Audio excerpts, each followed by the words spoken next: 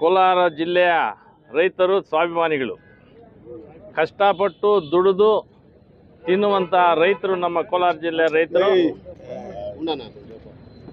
ಈ ಒಂದು ದಿನ ರೈತರ ಪರಿಸ್ಥಿತಿ ಏನಾಗಿದೆ ಅಂತಂದರೆ, ತಾವೆಲ್ಲರೂ ನೋಡ್ತಾ ಇದ್ರಿ, ಬರ ಪೀಡಿತ ಕೋಲಾರ ಜಿಲ್ಲೆ ಆಗ್ಬಿಟ್ಟಿದೆ.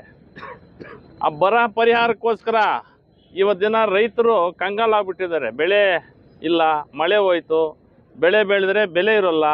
ಈ ನಿಟ್ಟಿನಲ್ಲಿ ಜನ ಈ ಒಂದು ದಿನ ಸಂಸಾರಗಳು ಜೀವನ ನಡೆಸುವಂಥದ್ದು ಸಹ ಕಷ್ಟ ಆಗ್ಬಿಟ್ಟಿದೆ.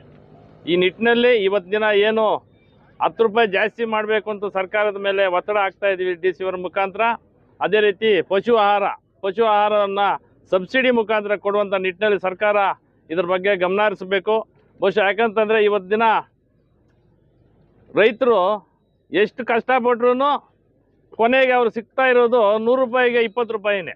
ಆ 20 ರೂಪಾಯಿ ಜೀವನದಲ್ಲಿ ಅವ್ರು ಯಾವ ರೀತಿ ಜೀವನ ನಡೆಸಬೇಕು ಅನ್ನೋದು ಇವತ್ತಿನ ದಿನ ಜನರು ಒಂಥರ ವಿಚಲಿತರಾಗ್ಬಿಟ್ಟಿದ್ದಾರೆ. ಬಹುಶಃ ಈ ನಿಟ್ಟಿನಲ್ಲಿ, ಯಾಕಂದರೆ ಈಗ ಸರ್ಕಾರ DK ಶಿವಕುಮಾರ್ ಸಾಹೇಬರು ರೈತರ ಮಗನಾಗಿರೋದ್ರಿಂದ ಆ ಕಷ್ಟ ಅವ್ರಿಗೆ ಗೊತ್ತಿರ್ತದೆ. ಯಾಕಂದರೆ ನಾವೆಲ್ಲನೂ ರೈತರ ಮಕ್ಕಳು. ಇಲ್ಲಿನ ಕಷ್ಟ ನೋಡ್ತಾ ಇದ್ದರೆ ಬಹುಶಃ ನಮಗೂ ಸಹ ಏನು ಹೇಳಬೇಕು ಅನ್ನೋ ನಿಟ್ಟಿನಲ್ಲಿ ನಾವು ಸಹ ಇದ್ದೀವಿ. ದಯವಿಟ್ಟು ಇದ್ರ ಬಗ್ಗೆ ಕೂಲಂಕುಷವಾಗಿ ಚರ್ಚೆ ಮಾಡಿ ಅನುವು ಮಾಡಿಕೊಡ್ಬೇಕು ರೈತರಿಗೋಸ್ಕರ. ಯಾಕಂದರೆ ರೈತರು ಇರ್ತಕ್ಕಂಥದ್ದು ಬಹುಶಃ ಇಬ್ಬರೇ, 2 ಕಣ್ಣುಗಳಿದ್ದಂಗೆ, ಗಡಿ ಕಾಯುವಂಥ ಸೈನಿಕರು ಮತ್ತು ರೈತರು. ಇವರಿಬ್ಬರು ಇವತ್ತು ದಿನ ಕಷ್ಟ ರೀತಿಯಲ್ಲಿ ಕೆಲಸ ಮಾಡುವಂಥ ನಿಟ್ಟಿನಲ್ಲಿ ಒಂದು ರಾಜ್ಯಕ್ಕೆ, ದೇಶಕ್ಕೆ ಒಂದು ಬೆನ್ನೆಲುಬಾಗಿ ನಿಂತಿರ್ತಕ್ಕಂಥವ್ರು. ಬಹುಶಃ ಇವರಿಗೆ ತಾವು ಅರಿವು ಮಾಡಿಕೊಟ್ರೆ ಮುಂದಿನ ದಿನಗಳಲ್ಲಿ ತಮಗೂ ಒಳ್ಳೆಯ ಒಂದು ಹೆಸರು ಇರ್ತದೆ ಅಂತ ಈ ಸಂದರ್ಭದಲ್ಲಿ ಹೇಳಿಕ್ಕೆ ಬಯಸ್ತಾ ಇದ್ದೀನಿ.